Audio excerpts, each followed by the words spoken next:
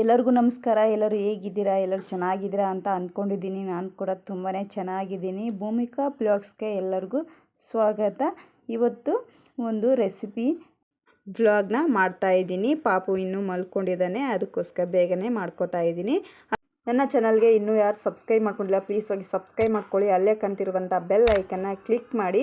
ಹಾಗೆ ಮಾಡೋದ್ರಿಂದ ನಾನು ಯಾವುದೇ ವಿಡಿಯೋ ಹಾಕಿದ್ರೆ ಫಸ್ಟ್ ನಿಮಗೆ ಬರುತ್ತೆ. ನೋಡಿ, ರೆಸಿಪಿ ಮಾತ್ರ ಇದು ಬಂದ್ಬಿಟ್ಟು ಕ್ಯಾಬೇಜ್ ವಡೆ. ಇದು ತುಂಬ ಟೇಸ್ಟಿಯಾಗಿರುತ್ತೆ. ಈ ರೀತಿ ಮಾಡ್ಕೊಂಡು ತಿಂದರೆ. ನೋಡಿ, ಮಾಡೋದಕ್ಕೆ ಏನೇನು ಬೇಕಂತ ಹೇಳ್ಬಿಟ್ಟು ಹೇಳ್ತೀನಿ. ಮೊದಲಿಗೆ ಕ್ಯಾಬೇಜನ್ನ ಕಟ್ ಮಾಡಿ ಇಟ್ಕೊಂಡಿದ್ದೀನಿ. ಈ ಥರ ಚಿಕ್ಕ ಚಿಕ್ಕ ಪೀಸಾಗಿ ಮಾಡಿಕೊಂಡು ಇಟ್ಕೊಂಡಿದ್ದೀನಿ. ಮತ್ತು 2 ಈರುಳ್ಳಿನ ಕಟ್ ಮಾಡಿಕೊಂಡು ತೊಗೊಂಡಿದ್ದೀನಿ. ಒಂದು ಸ್ವಲ್ಪ 2 ಹಸಿಮೆಣ್ಸಿಕಾಯಿನ ಈ ಥರ ಜಜ್ಜಿ ಇಟ್ಕೊಂಡಿದ್ದೀನಿ. ರುಚಿಗೆ ತಕ್ಕಷ್ಟು ಉಪ್ಪು ಮತ್ತು 1 ಚಿಟಿಕೆಯಷ್ಟು ಅರಿಶಿನ ಮತ್ತು 2 ಬೌಲಷ್ಟು ಕಡಲೆ ಹಿಟ್ಟನ್ನ ತೊಗೊಂಡಿದ್ದೀನಿ. ಹಸಿ ಕಡಲೆಬೇಳೆ ಹಿಟ್ಟು, ವಡೆ ಎಲ್ಲ ಹಾಕ್ತೀವಲ್ವ ಅದೇ ಹಿಟ್ಟು ಇದು. ನೋಡಿ, ಇವಾಗ ಮಿಕ್ಸ್ ಮಾಡೋದಕ್ಕೆ ಒಂದು ಬೌಲ ಇಟ್ಕೊಂಡು ಮೊದಲಿಗೆ ಕ್ಯಾಬೇಜ್ ಕಟ್ ಮಾಡ್ಕೊಂಡು ತೊಗೊಂಡಿದ್ವಲ್ವ ಅದನ್ನು ಹಾಕೋತಾ ಇದ್ದೀನಿ.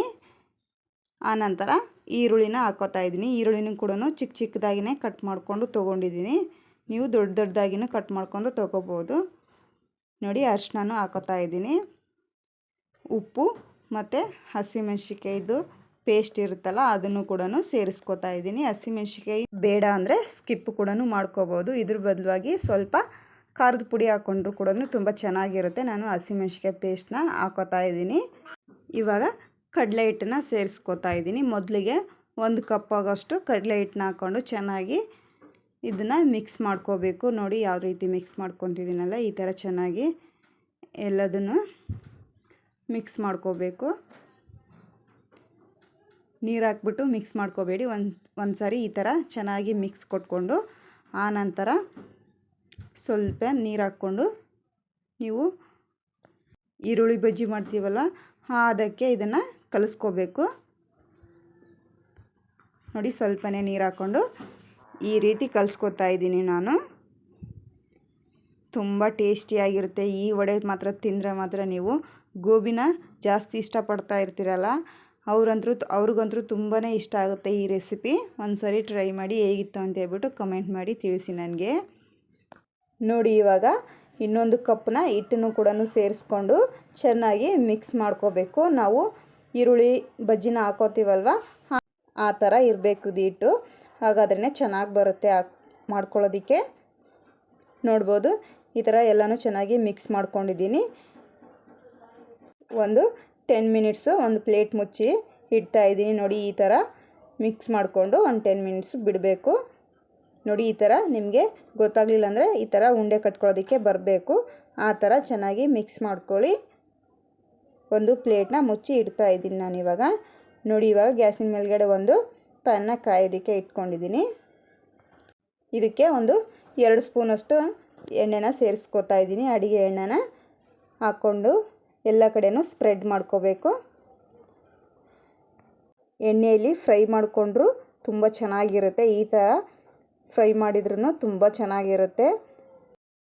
ಈ ಥರ ಮಾಡ್ಕೊಂಡ್ರೆ ಟೇಸ್ಟ್ ಮಾತ್ರ ಸೂಪರಾಗಿ ಬಂದಿರುತ್ತೆ. ನೋಡಿ, ಇವಾಗ ಎಣ್ಣೆನೂ ಕಾದಿದೆ. ಇವಾಗ ಈ ಥರ ಉಂಡೆಗಳನ್ನು ಕಟ್ಕೊಂಡು ಪ್ಯಾನಿನ ಮೇಲ್ಗಡೆ ಹಾಕ್ಕೋಬೇಕು. ನೋಡಿ, ಈ ಥರ ತಟ್ಕೋಬೇಕು. ನಾವು ಮಸಾಲೆ ವಡೆನೆಲ್ಲ ತಟ್ಕೋತೀವಲ್ವ ಆ ಥರ ತಟ್ಕೋಬೇಕು. ನೀವು ಎಲ್ಲನೂ ಒಂದು ಪ್ಲೇಟಲ್ಲೇ ತಟ್ಟಿಟ್ಕೊಂಡು ಹಾಕ್ಕೊಂಡ್ರೂ ಬರುತ್ತೆ, ಇಲ್ಲ ಒಂದೊಂದಾಗಿಯೇ ತಟ್ಟಿದ್ರೂ ಚೆನ್ನಾಗಿ ಬರುತ್ತವೆ. ನೋಡಿ, ಎಲ್ಲನೂ ನೋಡ್ಬೋದು ಎಷ್ಟು ಚೆನ್ನಾಗಿ ಕಾಣಿಸ್ತವೆ ಅಂತೇಳ್ಬಿಟ್ಟು. ನೋಡಿ, ಈ ಥರ ಕೈಯಲ್ಲಿ ತಟ್ಕೋಬೇಕು. ಒಂದು ಸ್ವಲ್ಪ ದಪ್ಪ ಮಾಡ್ಕೊಂಡ್ರೆ ಚೆನ್ನಾಗಿ ಬರುತ್ತೆ. ಟೇಸ್ಟ್ ಮಾತ್ರ ತುಂಬಾ ಚೆನ್ನಾಗಿರುತ್ತೆ ಈ ಥರ ಮಾಡಿಕೊಂಡ್ರೆ. ನೋಡಿ, ಎಲ್ಲದನ್ನು ಹಾಕ್ಕೊಂಡು ನಾನು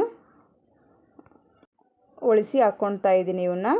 ನೋಡಿ, ಈ ಥರ ಚೆನ್ನಾಗಿ ಈ ಥರ ರೆಡ್ ಆಗೋ ತನಕ ಒಂದು ಸ್ವಲ್ಪ ಫ್ರೈ ಮಾಡ್ಕೋಬೇಕು. ನೀವು ಮೇಲ್ಗಡೆನೂ ಒಂದು ಸ್ವಲ್ಪ ಎಣ್ಣೆನ ಹಾಕ್ಕೊಂಡು ಬೇಯಿಸ್ಕೋಬೇಕು ಇವನ್ನ. ನೋಡಿ, ಟೇಸ್ಟ್ ಮಾತ್ರ ಸಖತ್ತಾಗಿರುತ್ತೆ ತಿನ್ನೋದಕ್ಕೆ. ಸೇಮು ಗೋಬಿ ಯಾವ ಥರ ಇರುತ್ತಲ್ಲ, ನಾವು ಗೋಬಿ ಮಂಚೂರಿ ತಿಂತೀವಲ್ವ ಆ ಥರನೇ ಇರುತ್ತೆ. ನೋಡಿ, ಇದು 2 ಸೈಡನ್ನು ಚೆನ್ನಾಗಿ ಬೇಯಿಸ್ಕೊಂಡು ಎತ್ತಿಟ್ಕೊತಾ ಇದ್ದೀನಿ ನಾನು. ಇನ್ನೊಂದು ಹಾಕ್ಬಿಟ್ಟು ತೋರಿಸ್ತಾ ಇದ್ದೀನಿ ನೋಡಿ. ಮೊದಲಿಗೆ ಒಂದು 2 ಸ್ಪೂನಷ್ಟು ಎಣ್ಣೆನ ಹಾಕ್ಕೊಂಡು ನೋಡಿ ಈ ಥರ ಕೈಯಲ್ಲಿ ತಟ್ಕೋಬೇಕು. ನಿಮಗೆ ಯಾವ ಶೇಪಲ್ಲಿ ಬೇಕೋ ಆ ಶೇಪಲ್ಲಿ ತಟ್ಕೊಳ್ಳಿ, ಏನಾಗೋದಿಲ್ಲ. ತಿನ್ನೋದಕ್ಕೆ ಟೇಸ್ಟ್ ಮಾತ್ರ ಸಖತ್ತಾಗಿರುತ್ತೆ ಅಷ್ಟೇ. ನೀವು ಯಾವ ಶೇಪಲ್ಲಿ ಬೇಕೋ ಆ ಶೇಪಲ್ಲಿ ಮಾಡ್ಕೋಬೋದು. ನೋಡಿ ಎಲ್ಲನೂ ಹಾಕ್ಕೊಂಡಿದ್ದೀನಿ ನಾನು. ಮೇಲ್ಗಡೆ ಒಂದು ಸ್ವಲ್ಪ ಎಣ್ಣೆ ಹಾಕ್ಬಿಟ್ಟು ತಿರುವಾಕೊಂಡ್ರೆ ಆಯಿತು. ನೋಡಿ ಯಾವ ಥರ ಕಾಣಿಸ್ತದೆ ಅಂತ ಹೇಳ್ಬಿಟ್ಟು ಸೇಮ್ ಟು ಸೇಮ್ ಈರುಳ್ಳಿ ಬಜ್ಜಿ ಥರನೇ ಕಾಣಿಸ್ತಾ ಇದ್ದಾವೆ. ಒಂದು ಸ್ವಲ್ಪ ಜಾಸ್ತಿನೇ ಎಣ್ಣೆ ಹಾಕ್ಕೊಂಡು ಬೇಯಿಸ್ಕೋಬೇಕು. ಯಾಕಂದರೆ ಇದರಲ್ಲಿ ಕ್ಯಾಬೇಜ್ ಹಾಕಿರ್ತೀವಲ್ವ, ಬೇಗನೆ ಬೇಯೋದಿಲ್ಲ. ಒಂದು ಸ್ವಲ್ಪ ಎಣ್ಣೆ ಹಾಕ್ಕೊಂಡ್ರೆ ಬೇಗನೆ ಬೆಂದೋಗುತ್ತೆ. ಅದಕ್ಕೋಸ್ಕರ ಒಂದು ಸ್ವಲ್ಪ ಜಾಸ್ತಿ ಎಣ್ಣೆನ ಹಾಕ್ಕೊಂಡು ಬೇಯಿಸ್ಕೊಳ್ಳಿ. ನೋಡಿ ಇವಾಗ ಎಲ್ಲನೂ ತಿರುವಾಕೋತಾ ಇದ್ದೀನಿ ನಾನು.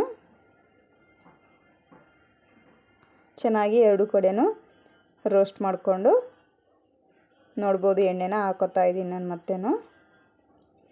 ಚೆನ್ನಾಗಿ 2 ಸೈಡನ್ನು ರೋಸ್ಟ್ ಮಾಡ್ಕೋಬೇಕು.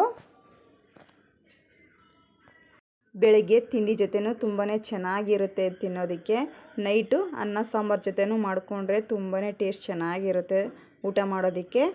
ಸಂಜೆ ಹೊತ್ತು ಸ್ನ್ಯಾಕ್ಸ್ ಕೂಡ ಮಾಡ್ಕೊಂಡು ತಿನ್ಬೋದು. ತುಂಬಾ ಟೇಸ್ಟಿಯಾಗಿ ಬರುತ್ತೆ ಅಂತಲೇ ಹೇಳ್ಬೋದು. ನೋಡಿ 2 ಕಡೆನೂ ಚೆನ್ನಾಗಿ ರೋಸ್ಟ್ ಮಾಡಿಕೊಂಡ್ರೆ ಆಯಿತು.